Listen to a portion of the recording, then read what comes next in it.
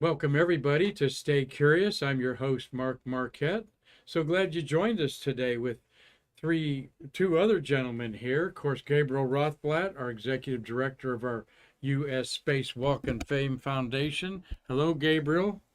How you Hello, doing? Mark. I am doing excellent. It's a pleasure to be back on the show with you. Yeah, great. And we got Larry Jarnes in the middle here. And Larry is a Hello. Space Coast entrepreneur. Welcome to Stay Curious. Your first time in our museum. It is. Thank you, Mark. Thanks for having me. How many times did you drive by it last week? Not too Not many, really, but not too many. not too many, but Well, it's one of those things that everybody lives here, drives by it, and then one absolutely. day you say, "I'm going to stop in there."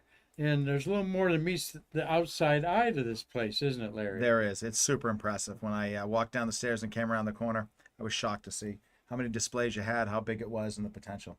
Well, Larry's here because he's going to help us with our renovation of our gift shop, soon to be a space shop that some of you have financially supported there. There you see his real estate business is Relentless and Northborough Builders.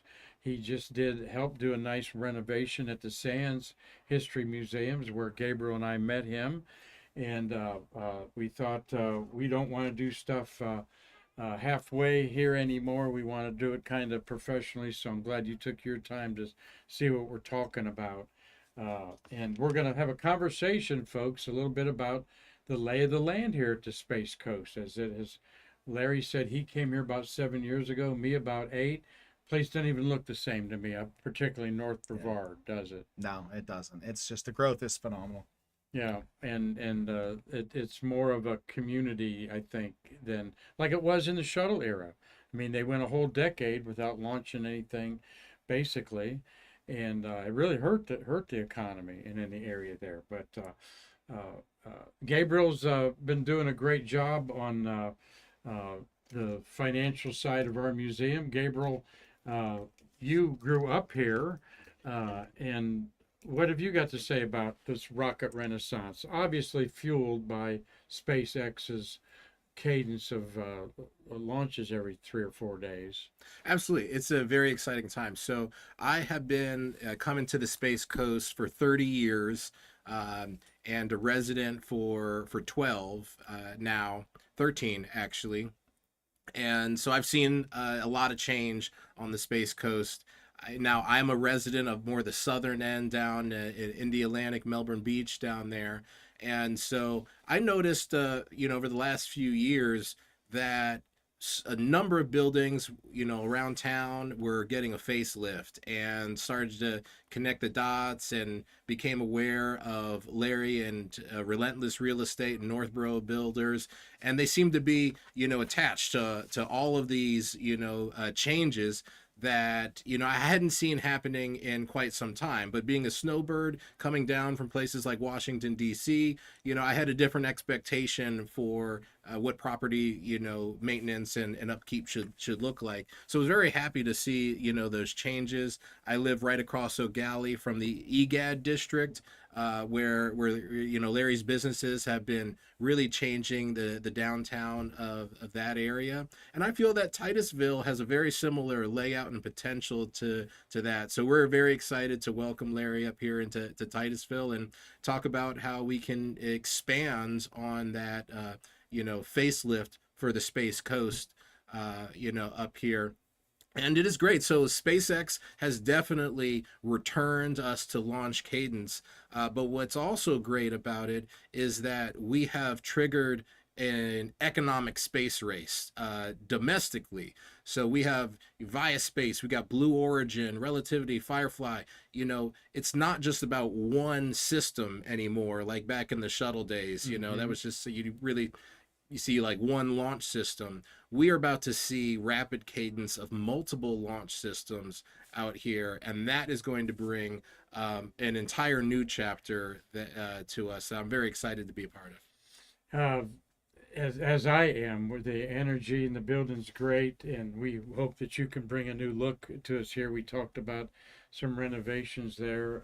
We've got a lot of potential in this little building, don't we? Oh, absolutely, absolutely. I think there's so much we can do and really engage the clients when they come in and really the offerings that you guys have right now for your gift shop are tremendous. I think they just need to be presented in a little different fashion.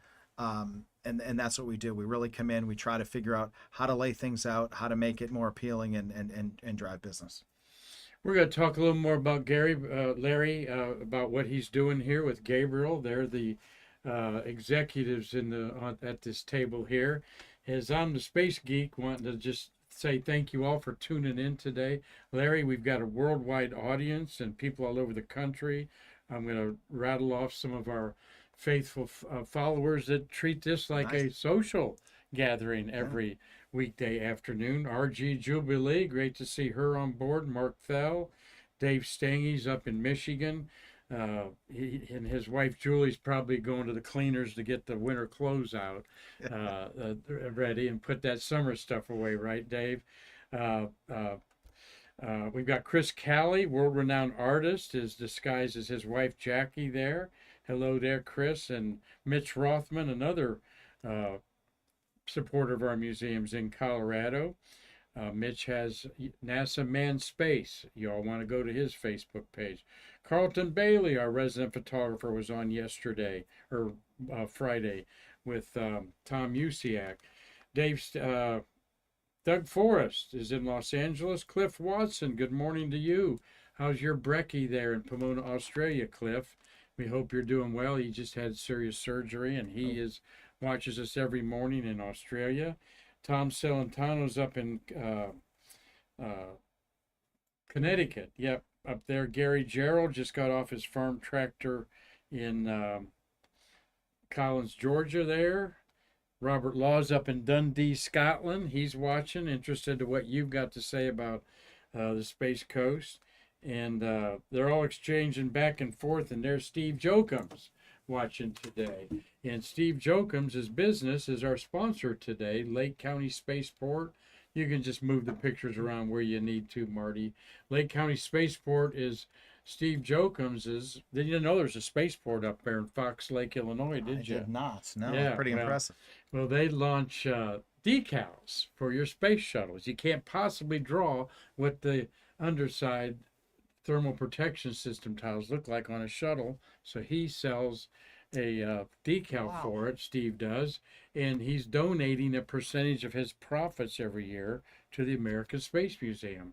So support him if you're a modeler. There's his Facebook page, and there's Steve with Chris, both of you together there. And there's Chris Calley on the left and Steve Jokums on the right here on our fundraising Friday event for Shuttle Fest 4 last year. So If I can jump in there on the fundraising issue, because you said a few names out there, Steve, Tom, and excuse me if I forgot any others, but thank you for supporting our GoFundMe for the fire fundraiser. I definitely, saw your names in the list of supporters.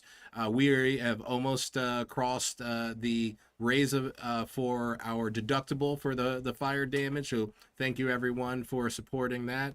And I had an interesting experience this weekend because I ran into someone else wearing Carlton Bailey's shirt with the cat riding the shuttle. Okay. Oh, I didn't think I'd ever see another one, but I saw someone wearing it this weekend. CB's known for his wonderful wardrobe, things like he's into cats and cats on dinosaurs shooting lasers at UFOs is a good motif there. You got a pretty cool shirt on there. Yeah, I got some skulls and a few other things there with the little camo thing going on there, and I got my usual starry, spacey look on today. But no, these thank you, Gabriel. These are some of the hardcore supporters of our museum, hardcore in a way that they get what our mission is, preserving the international space. Got Mitch Rothman's manned space pen right here on the there vest. You go, Mitch. All of them financially support us, and I'm not going to take money from people if I don't know how we're going to spend it the way they want to spend it. You just can't throw it in the general fund, right? Yeah, I agree. That's how you lose supporters, I think. Yes, we have a general fund that needs to operate, and that is where we go for the corporate donors and grants and stuff like that. But the $100, the $1,000 from good people like this, we want them to know it's going to improve the way we look and the way we present ourselves. And that's why Larry's here, is to help us make sure we don't do it half-assed, that we do it in in a way that's worthy of your donations. And Mitch Rothman is behind over $1,200 being donated to That's this great. here. So thank you all for it in there. I want to do a little bit of space history because that's our wheelhouse, and show Larry what we do on a daily basis. We do a bilingual STEAM Saturday. The next one's October 11th. Natalia Sepulveda, who is a Ron McNair Fellow, scholarship winner, that she did her master's in Spanish with money from that wonderful astronaut that lost his life in Challenger. We also do birthday parties. So if you're local, we want to do any kind of party and rent our room out here. Corporate events too. Corporate events, exactly. But we do have a birthday today of former NASA administrator Bill Nelson. Okay, and Bill Nelson is 83 years old today. Okay, and he was a Democratic senator from Florida for about 18 years, it looks like, House of Representatives. He's a politician. But you know what I like about him as a politician? He went to space. And he didn't say that he was an astronaut. He said, I was a space passenger. Okay, back in 1986, January. The flight before Challenger blew up was his flight. Wow. And it was when we thought we'll just put Dan Rather, the CBS newsman, in a blue suit, and he can fly to space. Pablo Casals was thought to go to space. John Denver, desperately, the singer, wanted to go to space.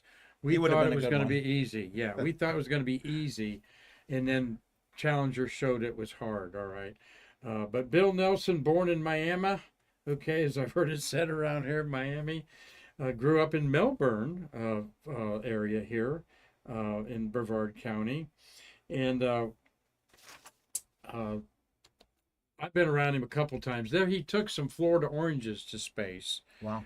But his flight, STS-61C in January 86, had to land in California. So those good Republicans out there in California met him with a crate of California oranges when he got off the shuttle up there. So have you ever had any dealings with him, been around him? I know you've been in politic arena there. Absolutely. So, 10 plus years ago, I was the Democratic nominee for the seat that he once held. I did not get elected or get to space like he did. But yeah, I also, growing up in Melbourne, I know where his house is. Oh, yeah. And one time flying to DC, I was in the seat right behind him on the plane, and not up in first class, sitting in coach, and just kind of peeked through the seat, looking over his shoulder, reading his notes. But yeah, just very down to earth person. Been a couple fundraisers with him as well.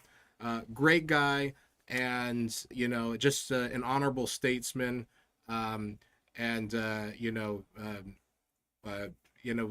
love to see him continue, as NASA administrator, senator. I asked him the one we were getting off the plane. This was, probably 8 plus years ago. I asked him if he was going to run for president, and he smiled and walked away. All right, didn't give you the shrug at least there. No, and our artifact of the day that we like showing every day on the show is Bill Nelson's handprints. And about 3 times today, Gabriel, I've thought this might be appropriate for the office that we were talking about. Maybe they would enjoy having those loaned to them for a while. Yeah. That would be an important show of bipartisanship in today's era. Yeah. Bill Nelson. So the handprints, Larry, is how this museum was founded, by the handprints of Apollo, or the first of Mercury, Gemini, and Apollo astronauts. During the renovation of this, at the end of the 20th century in the 1990s, Congress was given a lot of money for urban renewal because everything still looked like the 1950s. They said, we're at the 21st century, we need to spruce stuff up. And Titusville seized about like a Grauman's Chinese theater where actors and actresses' hands and footprints were in cement. Let's do that here. and it kicked off, and we're the only place in the world you can put your hand on Bill Nelson's, if you want. But Gene Cernan, Yeah. the last moonwalker, all of our heroes are out there. So Gabriel and I were just checking that out before we got on the podcast here, and put put your our hand- hands in them. Yeah, and On surprisingly Neil's and, different size than I was expecting. Yeah, Neil's hands, you mean? Yeah. Yeah, yours are probably a lot bigger than his. Well, I mean, it's just and then we got a little bit of a, I got some insight on that. A lot of the astronauts are a little smaller. Yeah, you're fitting in a confined Yeah, space. That makes would sense. that is to your advantage for sure. But yeah, some now Buzz's hands are about my size in there, but that's one of our things. We are proud of the fact that we have a Taj Mahal, a Roman Colosseum, one of a kind space view park, and this is why we are attracting great people like Larry, who have you can take us outside the box to make us our space shop look special and attract you the next time that you're And here. so, the part of the reason we have all this, not just the proximity being here on the Space Coast, but one of our founders and still one of our board members, Charlie Mars, is the one who casted these handprints Oh, with wow. the Yeah, he astronauts. harvested them, we call it. Yeah. Yeah, and Charlie's going to be 90, and we're going to have a Mars birthday party for him. That's very cool. December 20th. But this is where our transition is, Larry, is from the Charlie Mars. I call him the godfather of this museum because he truly was. There was several other people that helped found it, and he came along too. But he really knew a lot of the Apollo astronauts, got their money to build this $1 million Space View Park. And Marty Winkle, who I hadn't said hi to, our co-producer here, is in his early 80s, and he's one of the youngest of the Apollo workers. He worked on the lunar module, Marty did, wiring the doggone thing so it would work right on the moon and getting off the moon. So this is where Gabriel and I are excited that the torch has passed from the Apollo workers to the shuttle era. And speaking of which, just a little more space history, and then we'll let these two gentlemen give you an interesting perspective on maybe why you want to move here or invest here. Because I can see that a lot of it's changed even in the last 2 years. Shuttles of September, Larry, we talk about the 11 beautiful shuttles that were launched in September. However, Columbia or Challenger didn't have any missions in September, oddly enough. It was Discovery, Enterprise, and Atlantis. But we're going to talk about this mission right here because look at those 5 gentlemen there. That's what hero looks like, okay? These were the 5 men that took us back to space after the Challenger disaster. Today is the anniversary in 1988 when this crew, led by Rick Houck and Covey, the front 2 pilot and commander, took us back to space after that horrible tragedy that was in January 86. This was 32 months later. And a mission of experienced astronauts there was launched today, STS-26, and they deployed a tracking and data relay station there. Our friends Tom Usiak, who is in this chair Friday, donating to us that Hasselblad telescope outfit I saw nice. you there, took this picture of the walkout, and truly the world was watching this as this was, we just 7 astronauts had died in front of our eyes at the last launch, and here these 5 men were going to put us back on the track. And this is Norm Carlson, who was famous for bringing some beans, a pot of beans, to a shuttle STS-1, I think it was 25 launches earlier. And it became a tradition to bring navy beans and chili beans for the good luck. And beans are go. Look at that matrix printed out. That's really neat. Continuous real paper back in the day. Well, it in worked. They 1988. needed some good luck. I mean, I Sure can only did. imagine how excited but nervous they were. They were, but I talked to Jay Honeycutt, who was the former director of NASA, former Kennedy Space Center director, but he was the assistant deputy program director for NASA at this launch. And I think Bob Seek was the program director, both friends of our museum. And I talked to Jay about this, and he said that nobody was sitting around wrenching their hands. We had full confidence that this was going to work out. There's the astronauts in space.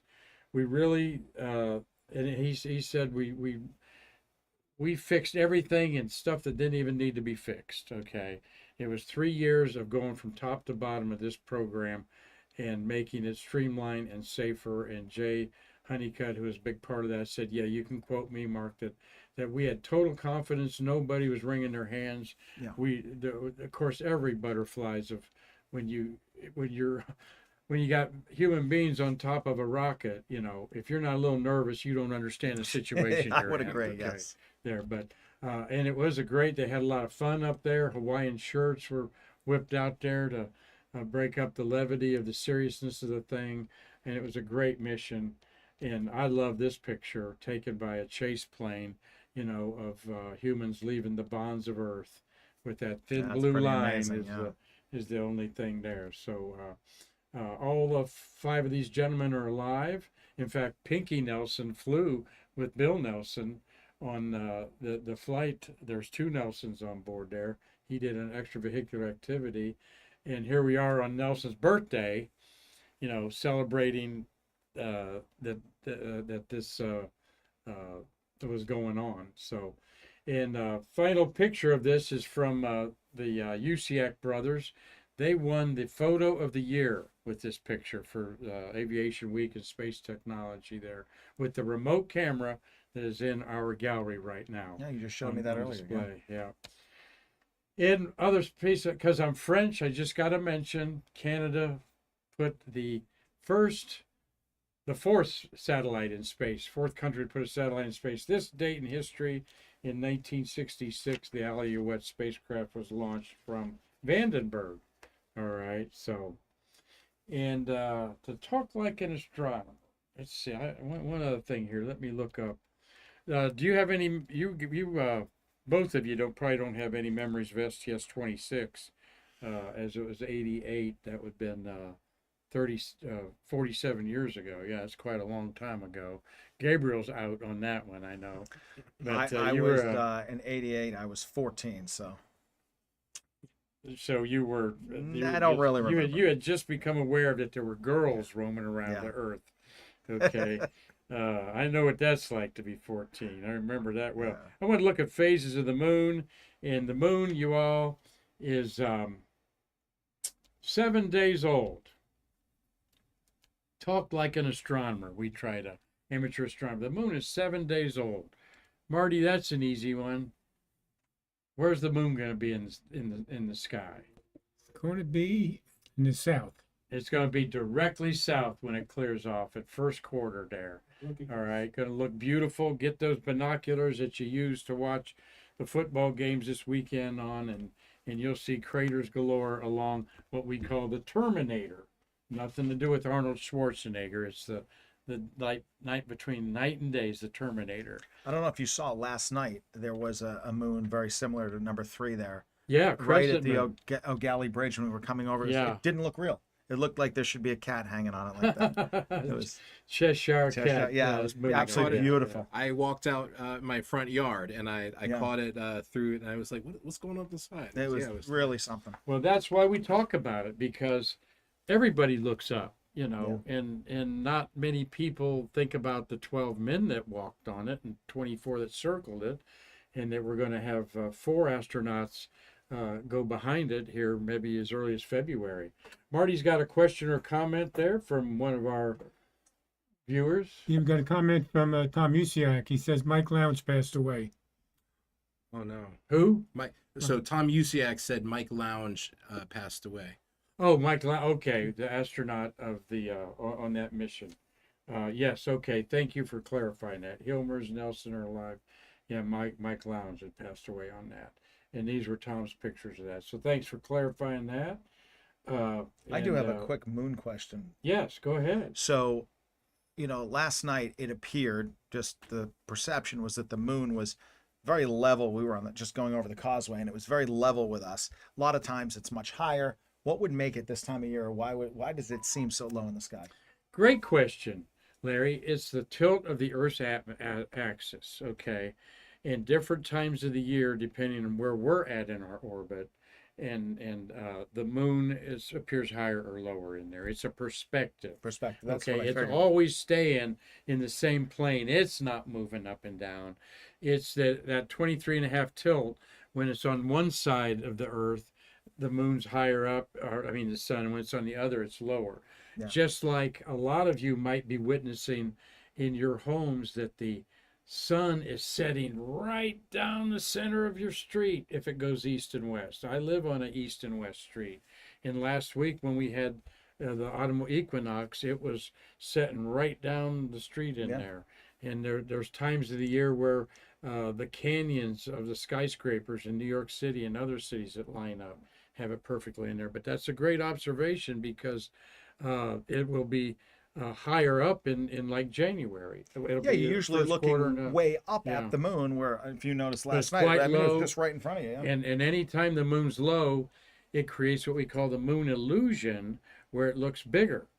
It looks like you can't cover it with a beach ball held out there, but your arm outstretched, you can always cover the moon with your little finger.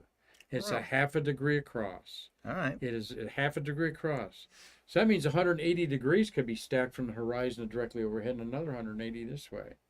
But it is big in our eyes, small. Only half a degree does it take up of the sky. Your three fingers, Scout's Honor, takes up 5 degrees. Okay. Type of thing. So when it's close, it looks gorgeous, and everybody gets their cameras out and starts taking pictures of it. So that's our space history, folks, for today. Very important day. The return to flight. I was interested in talking to Jay Honeycutt, who supports our museum in so many ways, basically by talking about it like everybody does.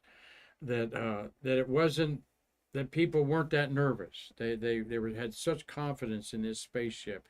It had 24 missions beforehand.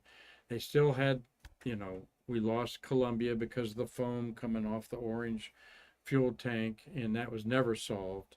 But they had pretty much confidence with this crew. It was a great crew, and it worked out perfectly. Yes, Marty. Mark, it was more like a relief that we finally got a chance to launch again.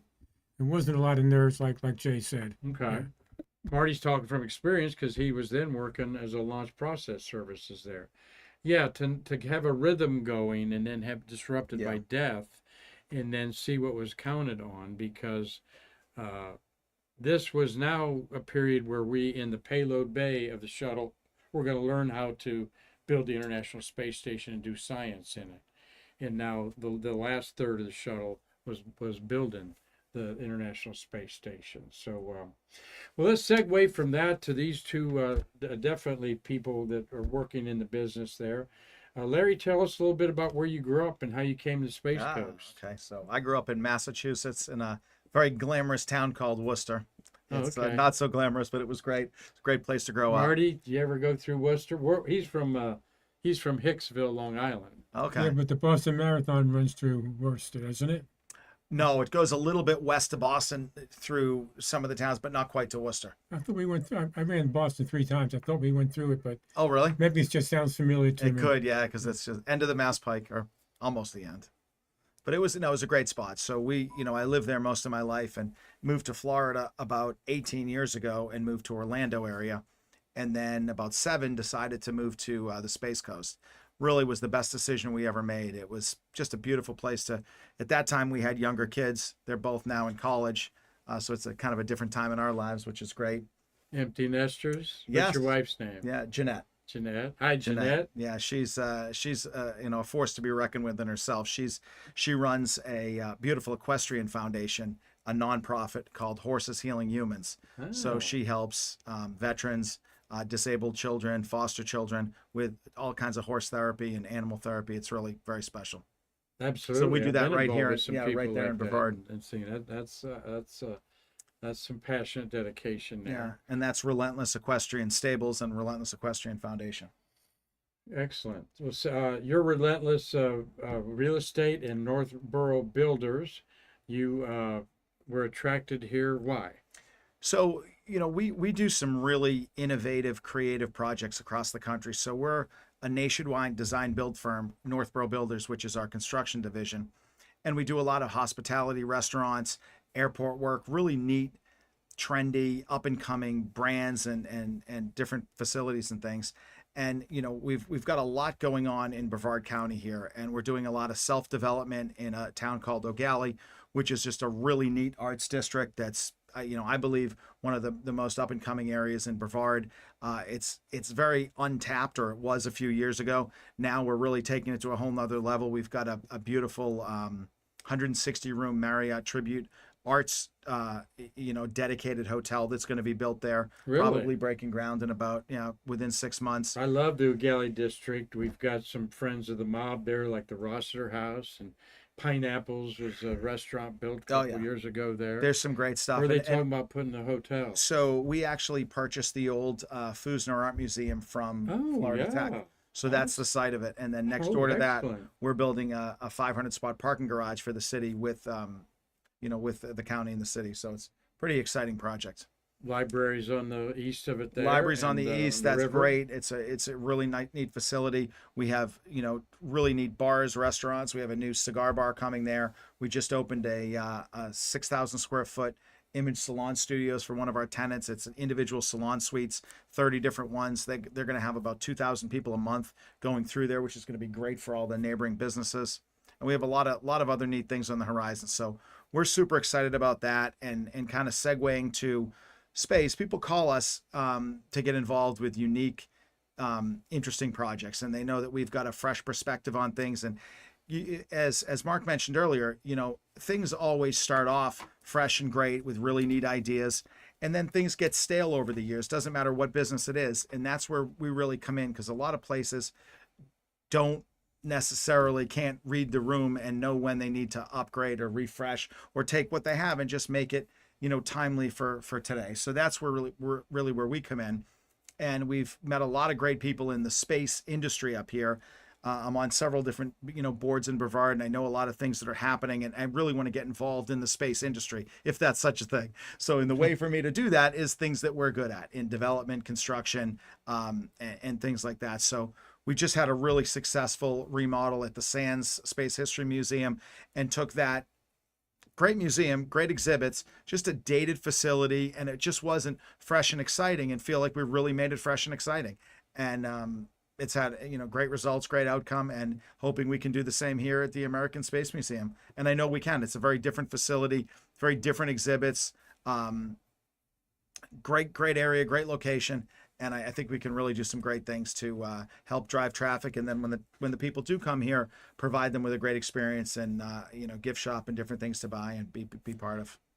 And we're talking about a space shop that you can just shop in and don't have to buy the admission to come in the museum. But very find the world when you immersive want. experience is what we try to create. And no, appreciate that. And by the way, Gabriel, we owe your visit, and I can see that you're a little excited about what we could Oh, do absolutely. together. To our good friend Sandy Mickelson is a great lady with Zonta. Yes. She's why you're sitting here. Yes. Sandy's a wonderful good woman. one, isn't Yes. she? Yeah. She is. Yeah, Gabriel, say something about Sandy there. Oh, my She's such goodness, a great yeah. friend. It- Zonta, tell them what Zonta is. Yes. So Zonta is a great organization. It's about enriching the lives of women and girls everywhere. It is the only non-aviation based civic group that Amelia Earhart was a part of. And Great they, aviatrix. some people refer to it as the Rotary for women. But it's an incredible network of empowered, professional women, and doing good, giving back, and creating in the world. So almost about a year ago, I think it was, Sandy came booming in our front door. Yeah. as she does. She calls it booming around Brevard. And just like a whirlwind came in here and just walked around, and we showed her everything. And she just charmed us up, and we become great friends with her, and just love seeing her out. We promote now Zonta here in the American Space Museum, and through relationship with her, are working up an Amelia Earhart dedication to be added to our Women in Space a room. If you're unfamiliar, we are the only space museum with a dedicated gallery to the women in space. And I've been thinking up a clever way of saying something that, she flew so that Sally Ride could walk. Yeah. Okay. Right. And so without Amelia Earhart, we really may not have seen, I imagine every female astronaut looked at Amelia Earhart as their cause and desire to say that women can do this too.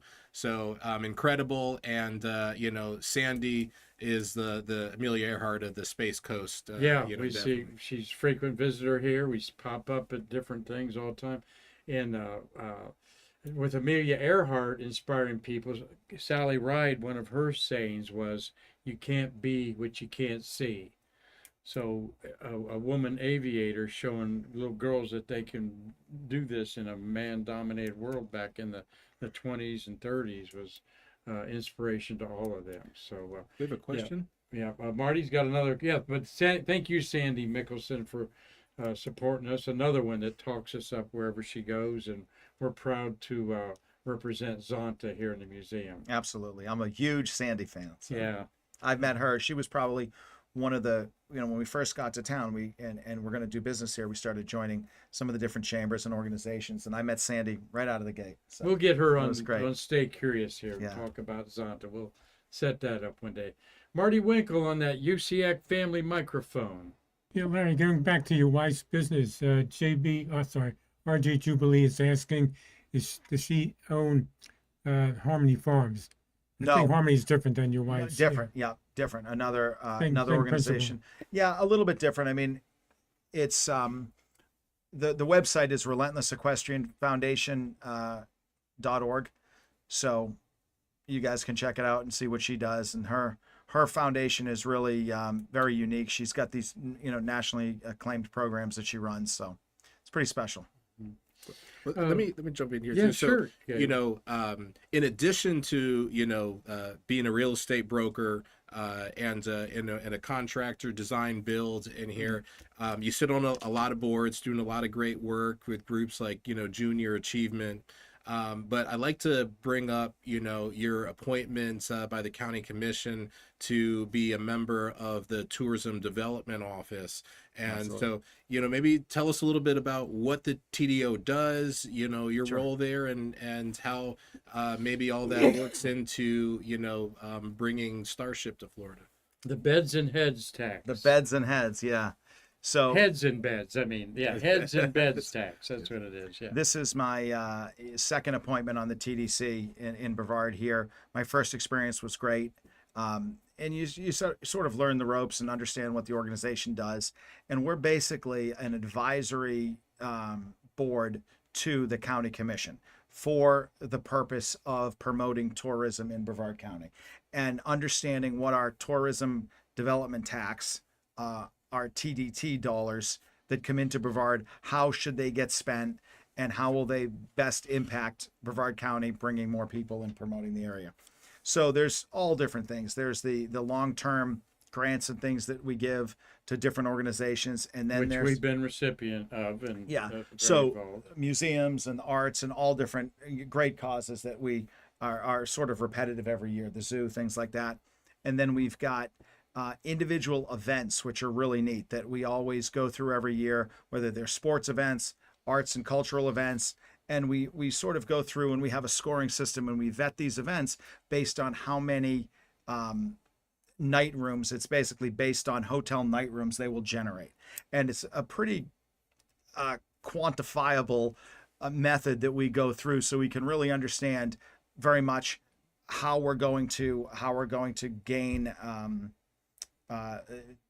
the people to come into Brevard County and how many people are going to stay in these various hotels. So we've got up to 500 person events, 1,000 people, 2,500, 5,000, all different things. So there's some great events. We do work really hard to promote new events, or when new events get brought to our attention, sports or arts and culture or whatever it might be, they don't meet some of this criteria. So we work really hard to try to see if we can do things to get them, because everyone's got to start somewhere. And we understand that, like in any business or anything. So you really need to give people an opportunity to bring those events to Brevard and let them grow and nurture them so they can be 5,000 hotel room night events. That's a great, I think, point for me to pitch 3-2-1 Day. Yeah. Which is actually what got me into this chair, because as, a community, activist, just out and about doing a lot of the booming like Sandy does, I had gotten to know Robert Osband, who was the one who petitioned to create our 321 area code. And when he passed away, I came up with the clever idea of making March 21st 321 a local holiday, something that honored our proximity in the space, environment, just by the nature of us, being here. The 321 area code. It's the spring equinox, begins spring break. It's it checks a lot of the boxes for us. So we've done that 2 years now here in Titusville, and 2026 will be the third year of us presenting 321, which it is our hope and dream that this will become the Mardi Gras of the Space Coast, an annual event that draws people from around the world to come to Brevard to get those heads in beds in our Sounds like a establishments. TDC event. Yeah, that's a logical thing, and we've done shows on Ozzy when he passed away. He was the character, Larry, that retired, Shaka, white beard, long white hair. And if you were from Lancaster, Pennsylvania, like Tommy Usiak there, and you went and saw a shuttle launch, you're going to remember that shuttle launch.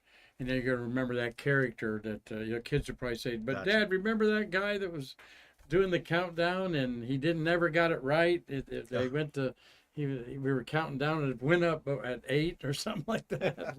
He was a dear friend of the museum, and also the space Cape Canaveral, Space Force out there as a docent and so forth. So, let's. I hope you're all enjoying this. I'll talk about a couple more things here with these two business titans of Brevard County. When I came here like 8 years ago, SpaceX had just started launching their Falcon 9 rocket. People were calling, well, I'll just be frank with you, I thought like they were treating the north end of the county like it was the ghetto of the county, and maybe things weren't as clean as they could be and so forth. But fast forward to like 5 years later, everything looked a little more polished up. We'd have like 200 Falcon 9 launches under our belts.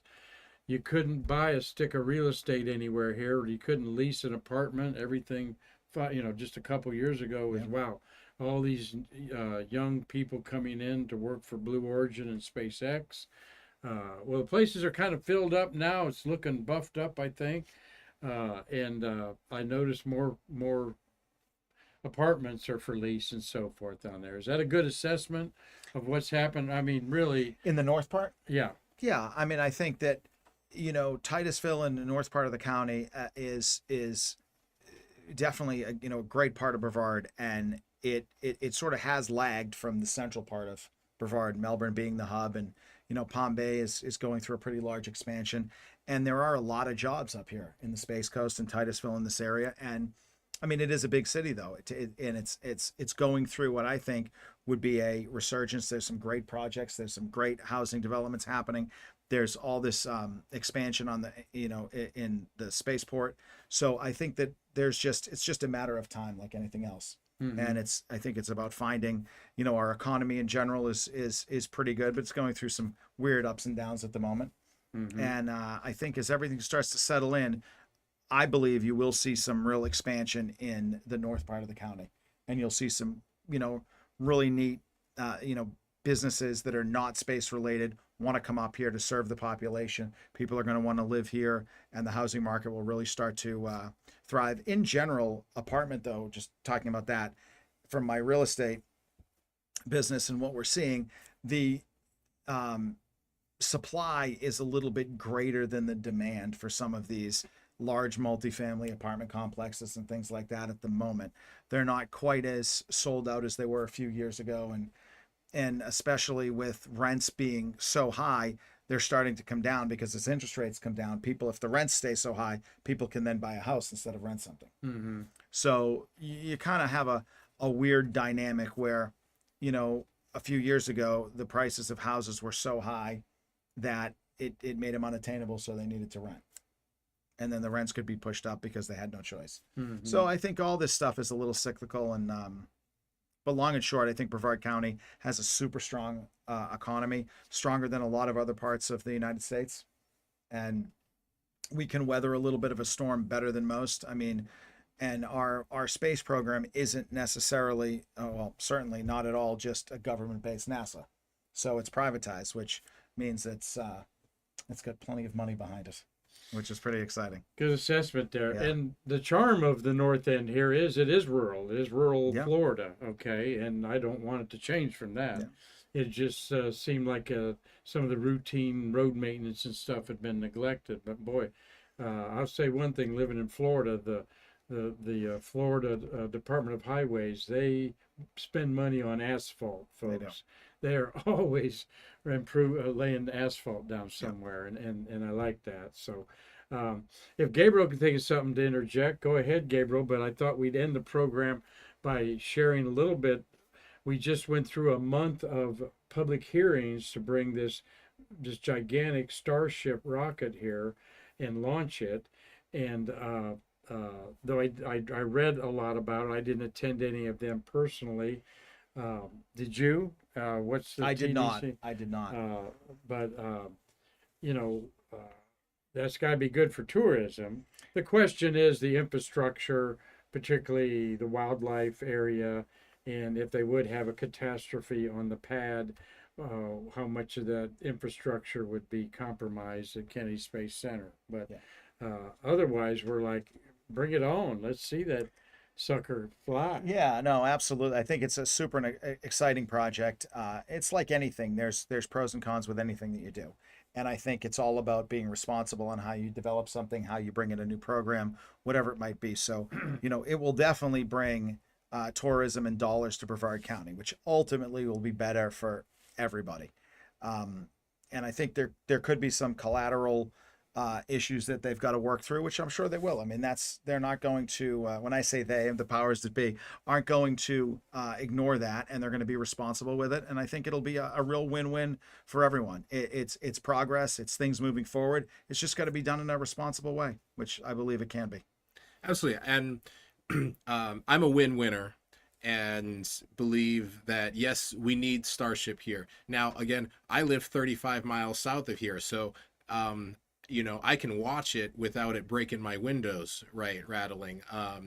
And I've done that since the shuttle. So, it's still, you right down the beach, you can have a great view, and, it takes 30 seconds to hear the sound still.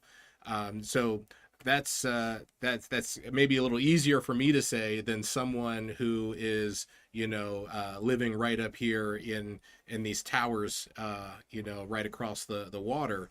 And seeing that shuttle go. So I think that, yes, it is an economic imperative. There's a humanitarian imperative. We need this launch system to be operational. There is so much science. There is so much resource development, that can be reinvested in all of our economies, not just the Space Coast economy, but what this means for, all human wellness is, I think, very profound. And so we need to see that. So I want to see it come out here, but it's also right. Having a Starship launching, more than once a day, out of this port might be really, yes, a bit too much. And I still want it to happen. I still want it to happen here. But reality, when we're getting to this level of development, we do need to see new spaceport development. We need to see maritime spaceport development.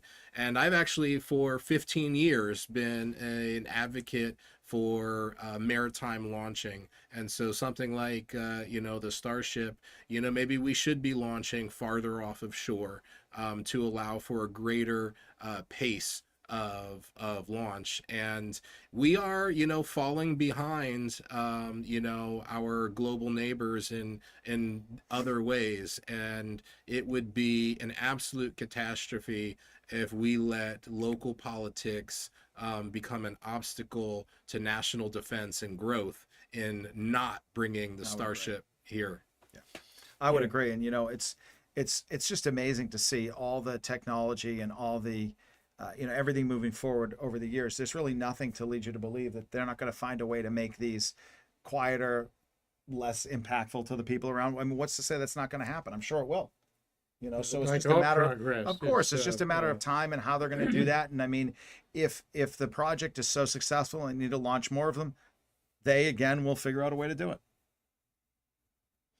Absolutely. And when the space shuttle, and I was telling you, Larry, when we were looking at the models, that those models were built in 1970. Congress passed the shuttle program by one vote in April 1972, and it was billed to Congress that they were going to fly up to 3 of them a month. Okay, 30 to 40 a year was how. Does that sound familiar about the Starship, that they think they can do it? And the most shuttles ever flown was 9 in 1 year. Yeah.